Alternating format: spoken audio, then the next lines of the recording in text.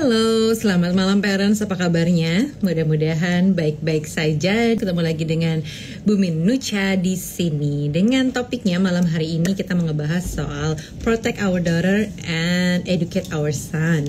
Oke, obrolan malam hari ini kita akan ngobrol dengan narasumber kita. Ya ampun, ini sudah ditungguin ternyata ya, dengan seorang psikolog yaitu Mbak Samantha Elsner.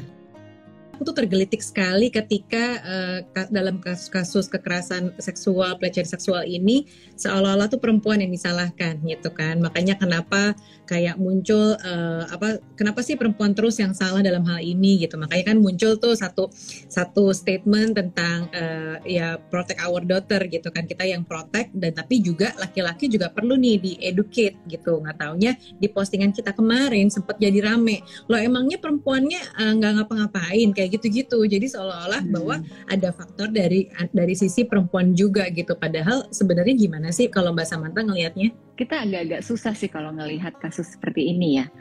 Karena masyarakat kita punya pandangan yang sangat bervariasi sekali.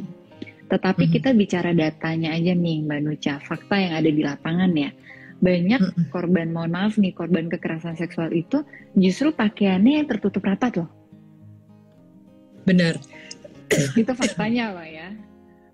Jadi sama sekali nggak berfokus terhadap bagaimana cara seorang wanita berbusana gitu. Kemudian terjadinya itu sangat bervariasi. Bisa di ruang tertutup, bisa di dalam suatu rumah, maksudnya oleh pelakunya adalah anggota keluarga gitu ya. Dan bisa juga pelakunya adalah guru, seorang pengajar.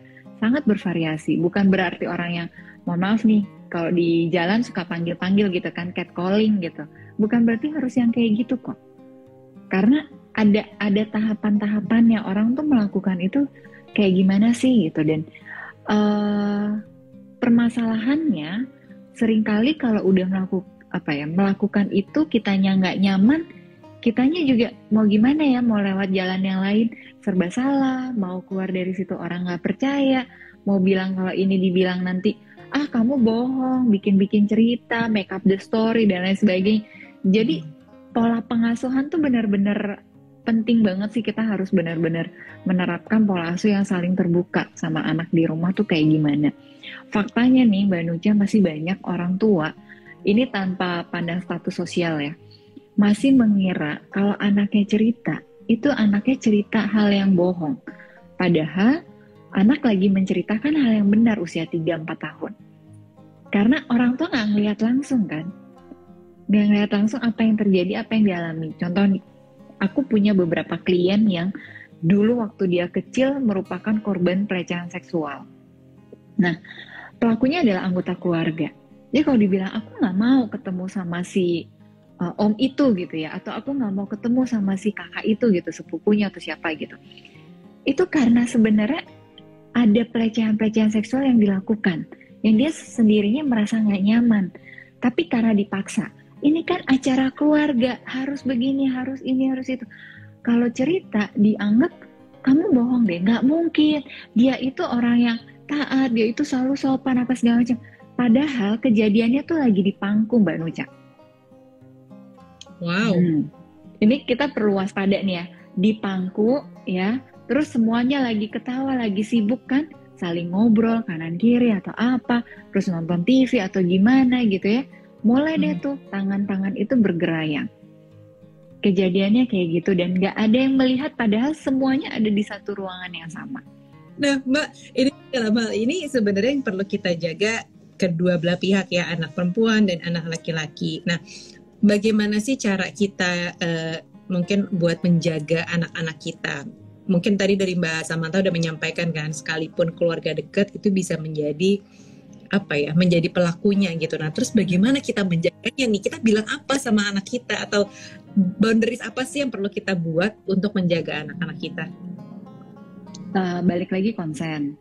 Jadi kita juga perlu bilang sama anggota keluarga yang lain gitu, kalau misalnya anak belum mau dipeluk jangan dipaksa. Karena itu bagian dari otoritasnya anak kan, belajar dia untuk oke, itu adalah boundaries, aku belum mau nih, aku belum nyaman nih gitu, nanti deh gitu ya. Terus kita curigai ketika seorang anak, mereka sangat tidak nyaman dengan salah satu sosok orang dewasa walaupun anggota keluarga gitu ya. Kenapa dia sampai nggak nyaman sama orang itu dan konsisten loh sama satu orang itu terus gitu. Kenapa gitu? Apakah dia udah punya gut instinct? Anak-anak tuh instingnya tajam juga loh. Dan itu adalah bentuk dia melindungi dirinya. Dia nggak mau deket-deket.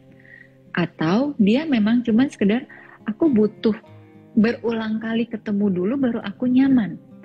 Itu berkaitan dengan temperamen. Kalau temperamennya tipe hard kan memang harus berulang kali. Tapi kalau dia gut instinct itu konsisten tuh.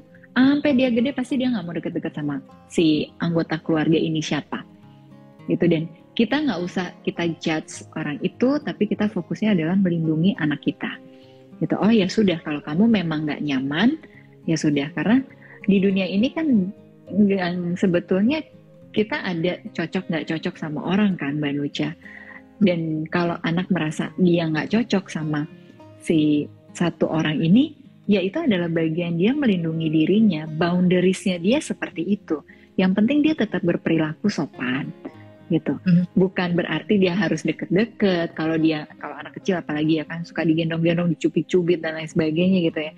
Kalau nggak mau ya udah, nggak mau jangan dipaksa, gitu. Karena itu juga nggak baik untuk perkembangan psikisnya anak sendiri.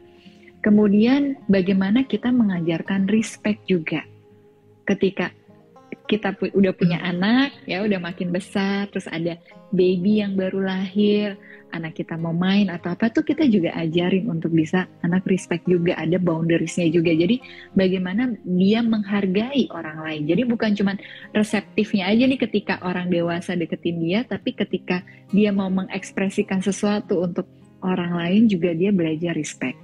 Dan kalau kita bicara tentang loyalty gitu ya Mbak, kita bicara tentang value di dalam keluarga sebetulnya. Karena value di dalam keluarga itu benar-benar kuat banget kan. Kalau misalkan nih cerita-cerita, nggak harus orang tuanya bercerai, nggak harus salah satu orang tuanya ada yang melakukan perselingkuhan dan anaknya tahu gitu, nggak harus. Tapi cerita aja deh. Katakanlah gini, orang tua sering cerita tentang kondisi pertemanan atau kondisi film gitu ya. Terus anak mendengarkan gitu cerita-cerita itu, lama-lama dia punya rasa penasaran loh. Kok orang bisa hidupnya kayak gini ya? Aku coba gini deh, coba gini ya, coba gini deh. Dan itu bisa jadi false belief dia ketika dia beranjak dewasa. Aku mau punya kecenderungan hubungannya seperti itu tanpa dia sadari.